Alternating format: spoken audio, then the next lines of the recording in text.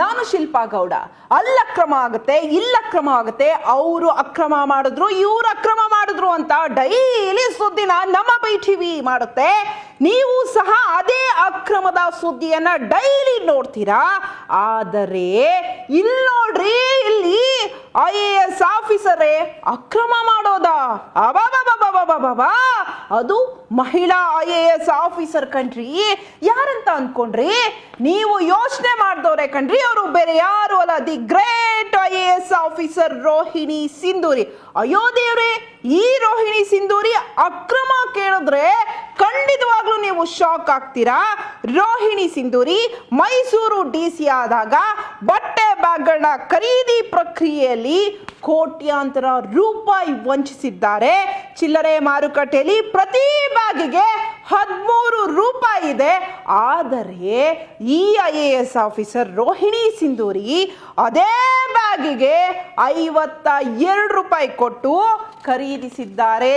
ಇದರಲ್ಲಿ ಎಷ್ಟು ಕೋಟಿ ಹೊಡೆದಿರ್ಬೋದು ಹೇಳಿ? ನೀವು ಊಹೆನೂ ಕೂಡ ಮಾಡೋಕ್ಕಾಗಲ್ಲ.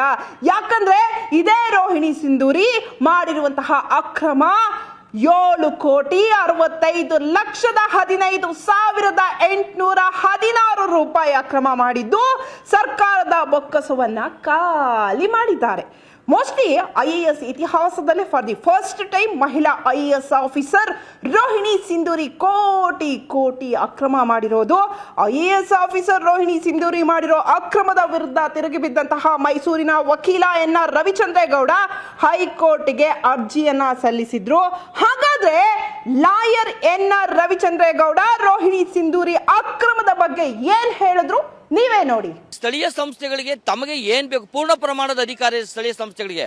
ಅವರು ಸ್ಥಳೀಯ ಸಂಸ್ಥೆಗಳಲ್ಲಿ ಯಾರಿಗೆ ಏನ್ ಕೆಲಸ ಮಾಡ್ಕೊಳ್ಬೇಕು, ಕೈ ಚೀಲಗಳು ಬೇಕು, ಬ್ಯಾಗ್ಗಳು ಬೇಕು, ಏನೇ ಸಪ್ಲೈ ಮಾಡಬೇಕಾದ್ರೂ ಕೂಡ ಸ್ಥಳೀಯ ಸಂಸ್ಥೆಗಳಿಗೆ ಅಧಿಕಾರ ಇದೆ. ಅಂದ್ರೆ ಜಿಲ್ಲಾ ಪಂಚಾಯತ್ ಇರ್ಬೋದು, ನಗರ ಪಾಲಿಕೆ, ಪುರಸಭಾ ಎಲ್ರಿಗೂ ಅಧಿಕಾರ ಇದೆ. ಆದರೆ ಇವರು ಅವರ ಅಧಿಕಾರಗಳನ್ನ ಮೊಟಕುಗೊಳಿಸಿ ತಾವೇನೆ ಒಂದು ಆದೇಶನ ಹೊರಡಿಸಿ ಏನು ಈ ಒಂದು ಪ್ಲಾಸ್ಟಿಕ್ನ ನಿರ್ಮೂಲನೆ ಮಾಡಬೇಕು ಅಂತ ಒಂದು ಸಂದರ್ಭದಲ್ಲಿ ಬ್ಯಾಗ್ಗಳನ್ನ ವಿತರಣೆ ಮಾಡಬೇಕು ಸಾರ್ವಜನಿಕರಿಗೆ ಅಂತ ಒಂದು ಆದೇಶ ಆಯಿತು.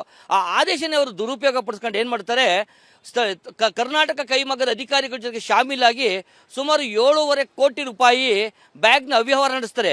ಈ ಬ್ಯಾಗ್ ಬೆಲೆ ಏನಿದೆ ಇವತ್ತೆಲ್ಲ 10 ರಿಂದ 12 ರೂಪಾಯಿ ಇರ್ತದೆ, GST ಸೇರಿ. ಆದರೆ ಅಂತ ಒಂದು ಸಣ್ಣ ಒಂದು ಕಾಟನ್ ಬ್ಯಾಗ್ಗೆ ಅವರು 53 ರೂಪಾಯಿ 52 ರೂಪಾಯಿ ಕೋಟ್ ಮಾಡಿದ್ದಾರೆ. ಅಲ್ಲೇ ನೋಡಿ, ಒಂದು ಬ್ಯಾಗ್ಗೆ 12 ರೂಪಾಯಿ ಬ್ಯಾಗ್ನ 52 ರೂಪಾಯಿ ಕೋಟ್ ಮಾಡ್ತಾರೆ. ಅಂದರೆ ಸುಮಾರು 74 ಲಕ್ಷ ಬ್ಯಾಗ್ಗಳಾಗ್ತದೆ. 74 ಲಕ್ಷ ಬ್ಯಾಗ್ಗೆ 7.5 ಕೋಟಿ ಹಗರಣ. ಏನು ಇದೀಗ ಕರ್ನಾಟಕ ಹೈಕೋರ್ಟ್ ಸೆಕ್ಷನ್ 17A ಅಡಿ ತನಿಖೆಗೆ ಅನುಮತಿ ನೀಡಲು ಆದೇಶವನ್ನ ಹೊರಡಿಸಿದೆ. ಯಾವುದೇ ಕ್ಷಣದಲ್ಲಿ ಬೇಕಾದ್ರೂ IAS officer Sindhuri Rohini Sindhuri arrest ಆಗಿ ಜೈಲಿಗೆ ಹೋಗ್ಬೋದು. ಏನ್ರಿ ಇದು? ಒಬ್ರು IAS ಆಫೀಸರ್ ಜೈಲಿಗೆ ಹೋಗ್ತಾರೆ ಅಂದ್ರೆ, ಅದರಲ್ಲೂ ಮಹಿಳಾ IAS ಆಫೀಸರ್ ಜೈಲು ಪಾಲಾಗ್ತಾರೆ ಅಂದ್ರೆ ಯಾವ ಲೆವೆಲಿಗೆ ಅಕ್ರಮ ಮಾಡಿರ್ಬೋದು? ನೀವೇ ಒನ್ ಟೈಮ್ ಯೋಚನೆ ಮಾಡಿ.